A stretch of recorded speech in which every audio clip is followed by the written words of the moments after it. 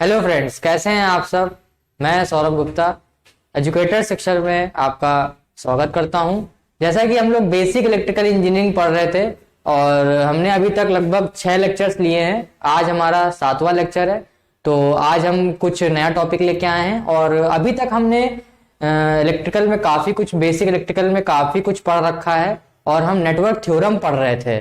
और network theorem में आज हमारा तीसरा लेक्चर है और उसमें हम अपनी एक नई थ्योरम पढ़ेंगे। आज हम लोग सुपर नोडल एनालिसिस के बारे में पढ़ेंगे। तो आज का जो भी लेक्चर होगा उसमें हम सुपर नोडल एनालिसिस के बारे में डिस्कशन करेंगे। तो सबसे पहले मैं आपको ये बता दूं कि सुपर नोडल एनालिसिस की जरूरत हम लोगों को क्यों पड़ी। अभी हमने इसके पहले लेक्चर में आपको नोडल एनालिसिस के बारे में पढ़ाया था, उसके कुछ की पॉइंट्स बताए थे, कैसे हम लोग उसको अप्लाई करते हैं और उसके कुछ अच्छे क्वेश्चंस भी करवाए थे। अब भाई इनकी जरूरत पड़ी क्यों? इनकी जरूरत सुपर नोडल एनालिसिस की जरूरत इसलिए पड़ी क्योंकि कभी कभी क्या होता है कि ऐसे सर्किट्स हमको मिलते हैं जहां पे दो नोड्स के बीच में हमारा एक आइडियल वोल्टेज सोर्स आ जाता है। मतलब मैंने क्या बोला कि कहीं पे कुछ सर्किट्स में, कुछ नेटवर्क्स में हम लोगों को क्या मिलता है, दो नोड्स के बीच में एक हमारा आइडियल वोल्टेज सोर्स लगा होता है। तो वहां पे हम लोग नोडल एनालिसिस का इंप्लीमेंटेशन नहीं कर पाते हैं। वैसे सर्किट्स को सॉल्व करने के लिए हमको इस थ्योरम का यूज करना पड़ता है। ठीक, तो पहले मैं इस थ्योरम का स्टेटमेंट लिखने जा रहा हूं कि ये थ्योरम हम लोग कौन से नेटवर्क्स में यूज करेंगे। ठीक, इसका स्टेटमेंट क्या है? When ideal voltage source, when ideal voltage source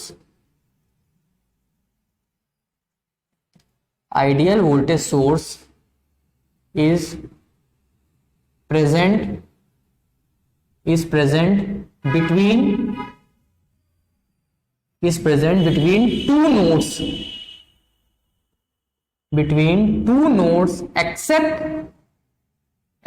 reference node। reference node क्या होता है मैंने आपको पहले भी बता रखा है, जिसका पोटेंशियल हम लोग 0 मानते हैं, लोअर नोड, उसी को हम लोग रेफरेंस नोड भी कहते हैं। तो क्या लिखा मैंने? When a ideal voltage source is present between two nodes except reference node, then we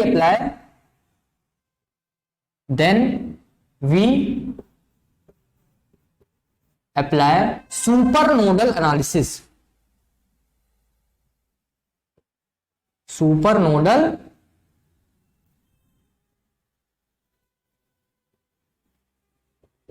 analysis. ठीक, तो आपको स्टेटमेंट बिल्कुल समझ में आया होगा। क्या है स्टेटमेंट इसका? When a ideal voltage source is present between two nodes except reference node, then we apply super nodal analysis. तो आप पहले सर्किट को देख के पहचान लीजिएगा कि कहीं पे दो नोड के बीच में एक आपका आइडियल वोल्टेज सोर्स तो नहीं प्रेजेंट है, तब हम लोग इस थ्योरम की ओर जाएंगे। ठीक, उसके बाद एक इंपॉर्टेंट चीज मैं आपको बताने जा रहा हूं कि सुपर नोडल में हम लोग सुपर नोडल एनालिसिस में हम लोग किसका यूज करते हैं? हम लोग KCL plus KVL plus Ohm's law, इन तीनों का यूज करेंगे हम लोग। किसका सुपर नोडल में? केसीएल, केवीएल और ओम्स लॉ। और इसके पहले जो हम लोग ने पढ़ी थी नोडल एनालिसिस में हम लोगों ने यूज किया था केसीएल प्लस ओम्स लॉ को। ठीक, तो ये दोनों बातें आप याद रखिएगा और अपने नोट्स में जरूर मेंशन कर लीजिएगा, क्योंकि ये दोनों चीजें कई बारी कॉम्पिटिटिव एग्जाम्स में ऑब्जेक्टिव में पूछी गई हैं। तो मैं डबल टिक लगा दे रहा हूं दोनों पे। आप याद रखिएगा कि सुपर नोडल एनालिसिस में हम लोग केसीएल, केवीएल और ओम्स लॉ तीनों का ही यूज करते हैं। सुपर नोडल एनालिसिस में हम लोग केसीएल, केवीएल और ओम्स लॉ तीनों का यूज करते हैं। उसी तरह हम लोग नोडल एनालिसिस में जो पहले पढ़ चुके हैं उसमें हम लोग केसीएल और ओम्स लॉ का यूज करते हैं। ठीक, तो ये आप इसका स्क्रीनशॉट ले लीजिएगा और अगर प्रॉपर नोट्स बना रहे हैं तो अपने नोट्स में मेंशन कर लीजिएगा। फिर हम लोग क्वेश्चंस पे चलते हैं इसके सुपर नोडल के। ठीक, हम लोग कुछ अच्छे क्वेश्चंस करेंगे सुपर नोडल के और देखेंगे कैसे हम लोग इसको अप्लाई करते हैं।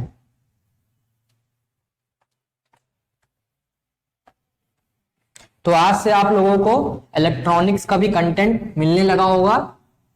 आज हमारे इलेक्ट्रॉनिक्स के जो फैकल्टी हैं उत्कर्षा मैम, उन्होंने अपना पहला लेक्चर अपलोड किया है डिजिटल इलेक्ट्रॉनिक्स का, तो आप लोग वहां पे जाके इस लेक्चर को देखें और उधर इलेक्ट्रॉनिक्स के पोर्शन को भी साथ में लेके चले, तैयार करते रहे, क्योंकि सिलेबस बहुत ज्यादा है और एग्जाम फरवरी या मार्च में होने की संभावनाएं हैं। तो तैयारी आप अपनी उस हिसाब से रखें। तो इलेक्ट्रॉनिक्स का पोर्शन वो पढ़ा रही हैं और इलेक्ट्रिकल का हम पढ़ाएंगे, तो उनको भी साथ में आप पढ़ते चले, जो भी सब्जेक्ट्स वो कवर कर रही हैं।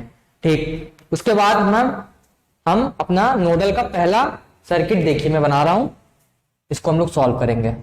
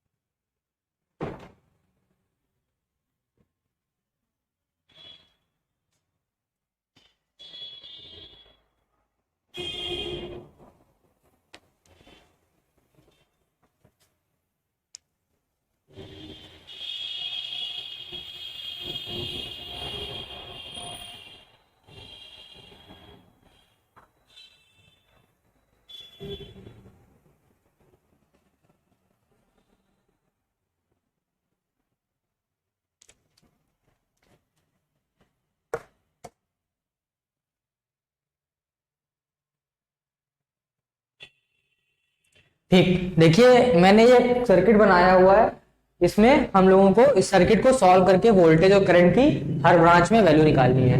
तो देखिए सबसे पहले क्या है, सबसे पहले तो हम ये पहचानेंगे कि ये कैसे सॉल्व होगा, मतलब कौन सी थ्योरम इसमें लगेगी। देखिए मैंने अभी आपको बताया सुपर नोडल में क्या होता है, कुछ ऐसे सर्किट जिसमें आपके दो नोड के बीच में एक आइडियल वोल्टेज सोर्स आ जाता है। ठीक, तो अगर इसमें नोड की बात करें तो एक नोड ये है, एक नोड ये है और एक नोड ये है। तो ये तो आपका लोअर नोड हो गया भाई, रेफरेंस नोड, इसका पोटेंशियल लोग 0 मान के चलेंगे।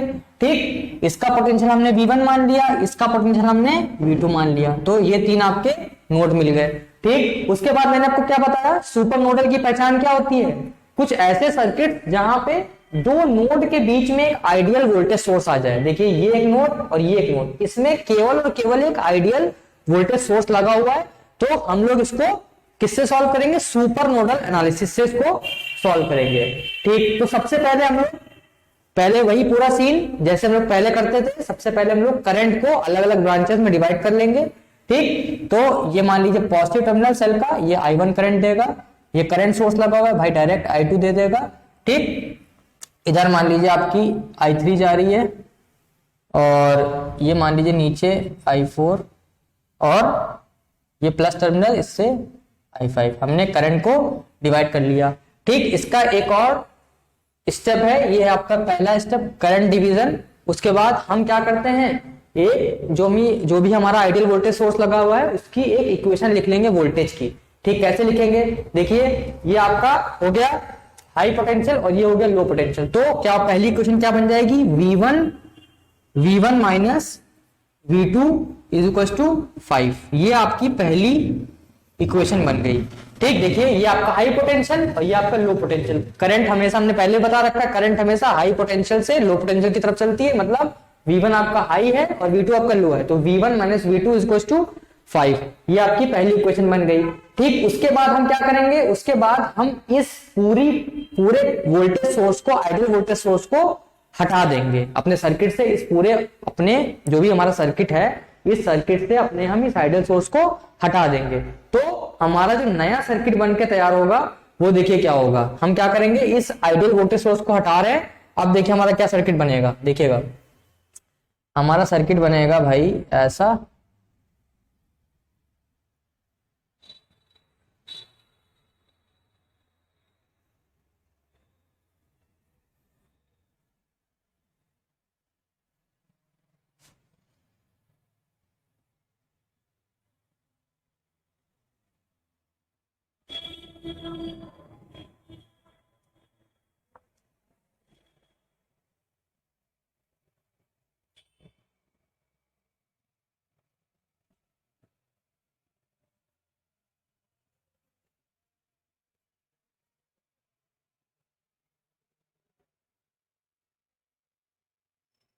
ठीक, ये आपका 10, ये 2, ये 2, ये 10, ये 1।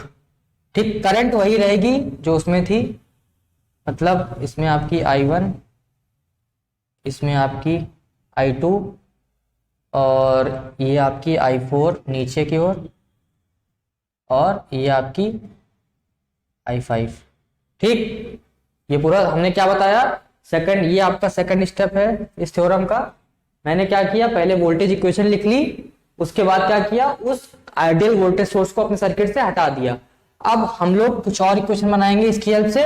देखिए, जो भी करंट हमारी ऊपर की डायरेक्शन में है और जो करंट नीचे डायरेक्शन में, दोनों बराबर होंगी। मतलब देखिए ऊपर कौन कौन जा रहा है, I1 और I5। मतलब हमारी इक्वेशन क्या बनेगी, ये भी ऊपर जा रहा है, ये भी ऊपर जा रही है और ये करंट भी ऊपर जा रही है। इसका मतलब I1 + 2 + I5। पहली इक्वेशन क्या बन जाएगी, KCL वाली, I1 + 2 + I5। ये किसके बराबर होगी, जो करंट हमारी नीचे की ओर आ रही होगी, मतलब I4। ये किसके बराबर होगी, I4 के बराबर होगी। यही काम, बस अब हम जो काम नोडल एनालिसिस में करते थे वही काम आगे करना स्टार्ट कर देंगे।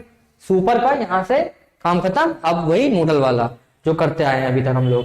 फिर हम लोग वैल्यू लिखेंगे, भाई इसका पोटेंशियल क्या है V1, इसका पोटेंशियल V2। ठीक, तो I1 की वैल्यू कैसे लिखेंगे, देखिए फिर से मैं बता रहा हूं। I1 देखिए ऊपर की ओर जा रही है, इसका मतलब ये पोटेंशियल हाई, तो क्या हो जाएगा 10 - V1/2, 10 - V1/2, 10 - V1/2। भाई ये तो 2 एम्पियर है, प्लस I5 लिख लीजिए। I5 ये है, देखिए करंट नीचे से ऊपर जा रही है, इसका मतलब इसका पोटेंशियल हाई, इसका पोटेंशियल लो, मतलब 10 - V2/1, 10 - V2/1। फिर I4 लिख लीजिए, भाई ये पोटेंशियल हाई, ये पोटेंशियल लो, देखिए करंट नीचे की ओर आ रही है, मतलब V2 - 0 मतलब V2/2, डायरेक्ट V2/2। ठीक, तो ये आपकी इक्वेशन बन गई। अब इसको हम लोग सॉल्व कर लेते हैं। तो ये क्या हो जाएगा, 10/2 5 - V1/2 + 2 + 10 - V2 = V2/2। अब सारे वेरिएबल्स एक तरफ ले आइए और कांस्टेंट्स एक तरफ। तो ये क्या हो जाएगा, -V1/2 - V2 - V2/2 = ये क्या हो जाएगा, -5 - 2 और -10। एलसीएम ले लेंगे, 2 एलसीएम आ गया, तो ये हो जाएगा -V1 और -2V2 और ये हो जाएगा -V2 बराबर 10 × 5 = 15, 15 × 2 = 17, -17। ठीक, और ये हो जाए जुड़ जाएंगे, -V1 - 3V2 = -34। ठीक, तो दोनों तरफ माइनस से मल्टीप्लाई करवा देंगे तो क्या आ जाएगी, V1 - 3V2, V1 + 3V2 = 34। ये आपकी पहली इक्वेशन बन गई, 3V2 + V1 = ये। तो ये आपकी बन गई दूसरी इक्वेशन। पहली इक्वेशन तो आपकी ये थी। अब इन दोनों को सॉल्व, देखिए दो वेरिएबल V1 और V2 यहाँ भी है, V1 और V2 यहाँ भी, दो वेरिएबल और दो इक्वेशन। आप इन लोगों को, इन दोनों इक्वेशंस को साइमल्टेनियस आसानी से सॉल्व कर सकते हैं। ठीक, तो ये पहले क्वेश्चन क्या है, 3v2 प्लस v1 बराबर 34। ठीक, ये क्या है, v1 माइनस v2 मतलब माइनस का v2 और प्लस का v1 इज इक्वल टू 5। ठीक, अगर हम इन दोनों को सब्सट्रैक्ट करवा दें तो साइन चेंज हो जाएंगे नीचे के, तो ये प्लस का हो जाएगा, ये माइनस का हो जाएगा, ये माइनस का हो जाएगा, ये कैंसिल हो गया, ये हो जाएगा 4v2 is equal to 34 minus 5 मतलब 29। ठीक, 29, तो v2 की वैल्यू क्या मिल गई, v2 की वैल्यू मिल गई हमको 29/4। ठीक, तो V2 की वैल्यू क्या मिल गई, 29/4 वोल्ट में। अब ये V2 की वैल्यू उठा के हम किसी भी क्वेश्चन में रख दें, हमको V1 मिल जाएगा। ये V2 की वैल्यू उठा के पहले क्वेश्चन में रखेंगे तो V1 minus 29/4 is equal to 5, तो V1 की वैल्यू मिल जाएगी 5 प्लस 29/4। ठीक, एलसीएम 4, 5 4 20 प्लस 29 मतलब 49/4। ये हमको V1 की वैल्यू मिल गई। V1 क्या मिल गया, 49/4 और V2 आपको मिल गया 29/4। ठीक, आपको V1 और V2 दोनों मिल गए। अब हम लोग आसानी से I1, I5, I4 की वैल्यू निकाल लेंगे। अब बोर्ड पे जगह नहीं बची है तो आप लोग पहले इसका स्क्रीनशॉट ले लीजिएगा, फिर हम आगे ये पूरा मिटाएंगे।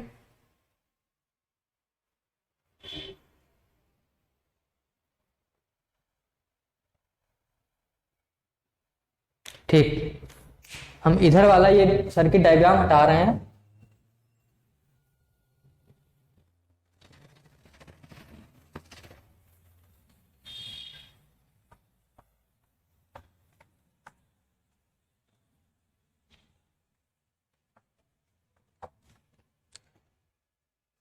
ठीक, तो I1 की वैल्यू वहां से क्या मिल जाएगी हमको, भाई I1 मिल जाएगा 10 माइनस V1/2 और V1 हम अभी निकाल के आए हैं, V1 हमारा आया 49/4, 49/4 अपॉन में 2 मतलब ये हो जाएगा 40 माइनस 49/4 इंटू 2, तो ये आ जाएगी आपकी -9/8।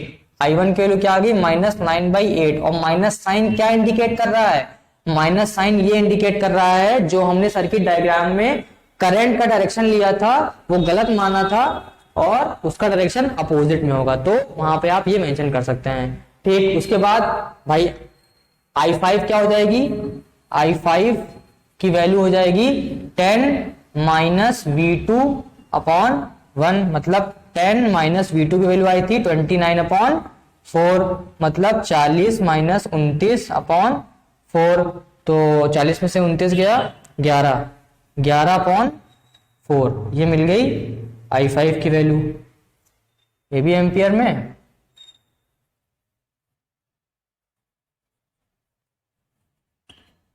ठीक, फिर हमको चाहिए I4 की वैल्यू, तो I4 क्या है भाई, V2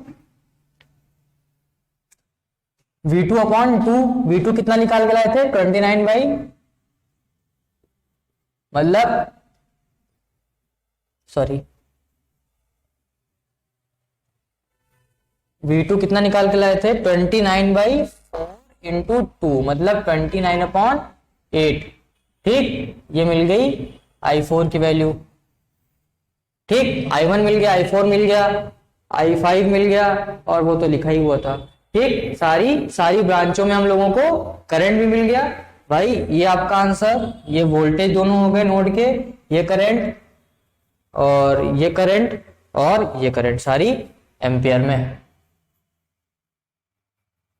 ठीक, तो क्वेश्चन थोड़ा लंबा था लेकिन आपको कॉन्सेप्ट बिल्कुल क्लियर हो गया होगा कि हम लोग सुपर नोडल, पहले मैंने क्या बताया, सुपर नोडल लगाते कहां पे हैं, उसके बाद उसका सर्किट डायग्राम बनाया, फिर उसको जहां पे दो नोड के बीच में आइडियल वोल्टेज सोर्स लगा हुआ था उसको हटा दिया, फिर काम हमारा नोडल की तरह चलने लगेगा, करंट को डिस्ट्रीब्यूट करना, केसीएल इक्वेशन लगाना, इक्वेशन बनाना, सॉल्व करना, I1 I2 सबकी वैल्यूज निकाल लेना।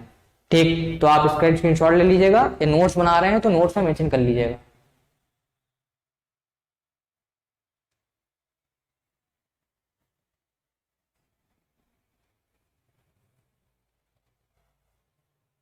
ठीक, कुछ और क्वेश्चन देखेंगे हम लोग सुपर नोडल से रिलेटेड। होप आपको समझ में आया होगा। तो आप जो भी अपनी रेफरेंस बुक यूज कर रहे हैं उसके सुपर नोडल के क्वेश्चन आप लगा सकते हैं। आपको कॉन्सेप्ट बिल्कुल समझ में आ गया है, आप बिल्कुल क्वेश्चन घर पे ट्राई करिएगा।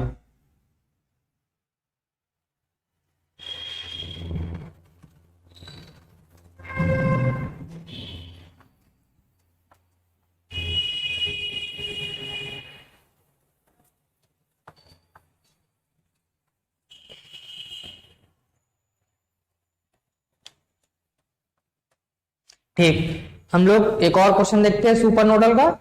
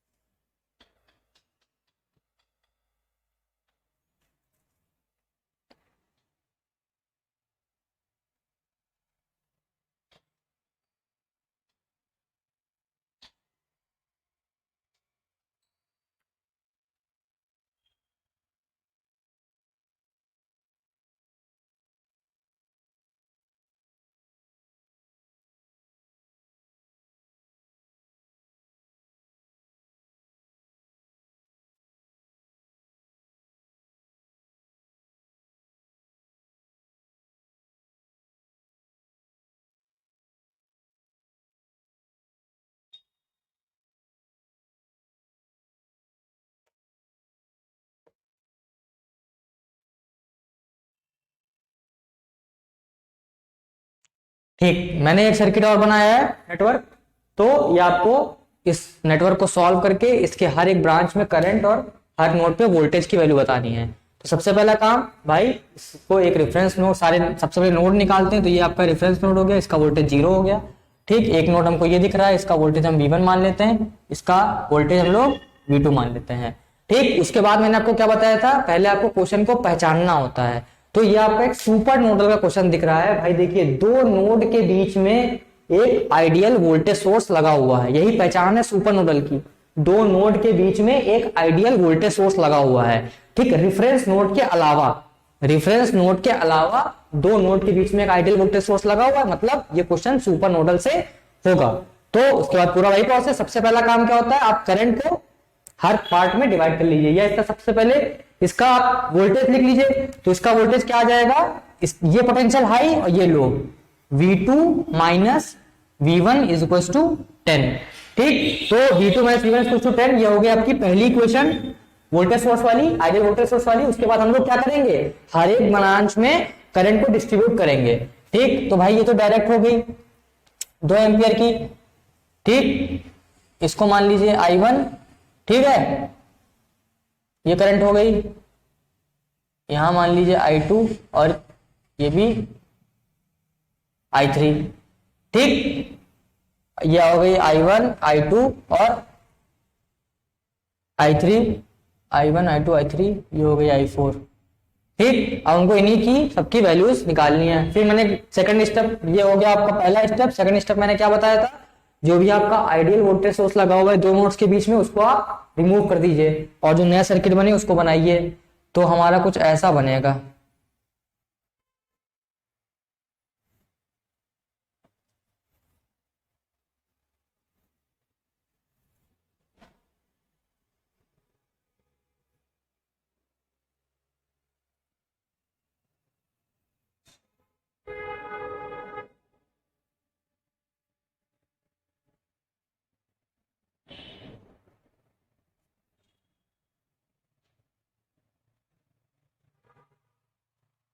ये आपका दो, ये दो, दो, दो की I3, ये आपकी I2,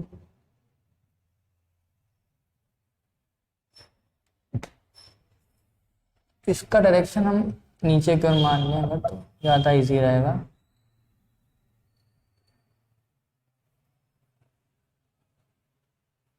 वो तो हमारे ऊपर है डायरेक्शन मानना। बाद में नेगेटिव पॉजिटिव जो वैल्यू आएगी उसके अकॉर्डिंग करंट डिवाइड हो जाती है।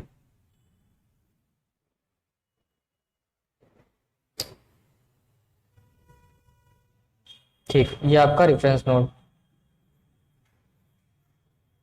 ये आपका V1 हो गया, ये आपका V2 हो गया।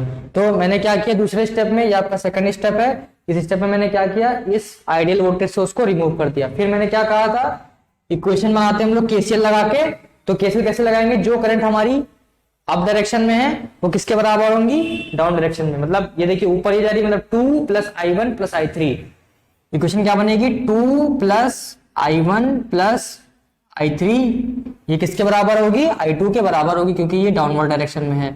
ठीक, तो 2 तो ऐसे ही रहेगा। I1 की वैल्यू लिखते हैं हम लोग, I1 की वैल्यू देखिए, ये आपका नीचे से डायरेक्शन क्या है, नीचे से ऊपर, मतलब ये पोटेंशियल हाई और ये लो, तो मतलब 0 minus V1 upon 2, 0 minus V1 upon 2 plus I3 लिखते हैं, I2 डायरेक्टली भैया 2 एम्पियर करंट सोर्स लगा हुआ है। ठीक, I2 कैसे लिखेंगे, देखिए करंट का डायरेक्शन नीचे की ओर है, इसका मतलब V2 माइनस 0.2 मतलब V2 अपॉन 2। ठीक, अब इसको सॉल्व करना है बस, 2 minus V1 upon 2 plus 2 equal to V2 upon 2। Variable को एक तरफ लेके आइए, इसको इधर मान इसको इधर ले तो 2 4, ये हो जाएगा V2 upon 2 plus V1 upon 2। ठीक, दो एलसीएम लेके इधर भेज दीजिए तो 8, मतलब V1 प्लस V2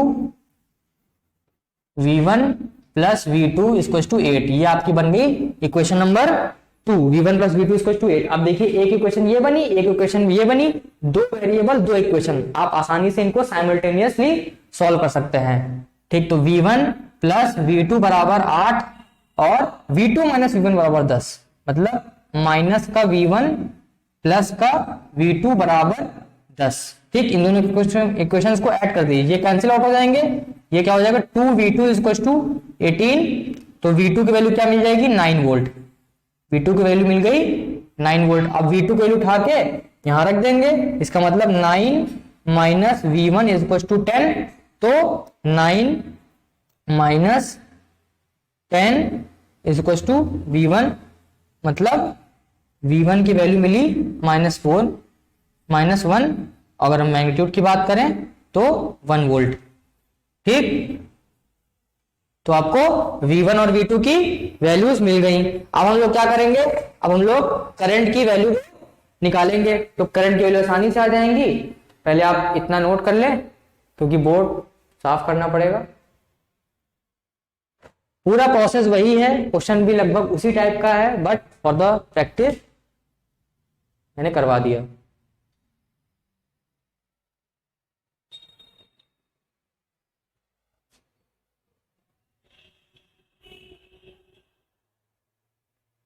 ठीक,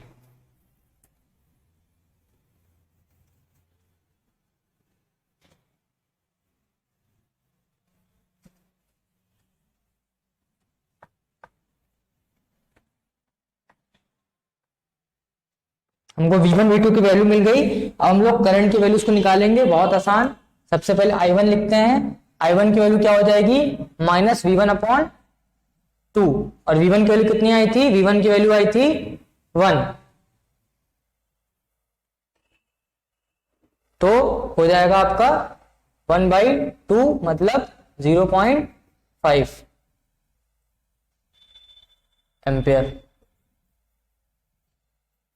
ठीक, फिर हम लोग I3 की वैल्यू लिखेंगे, I3, अच्छा I3 2 ही है, कोई मतलब ही नहीं, I3 2 हो गया। फिर I2 की वैल्यू भी V2 अपॉन 2, तो V2 कितना आया था, 9/2 मतलब 4.5।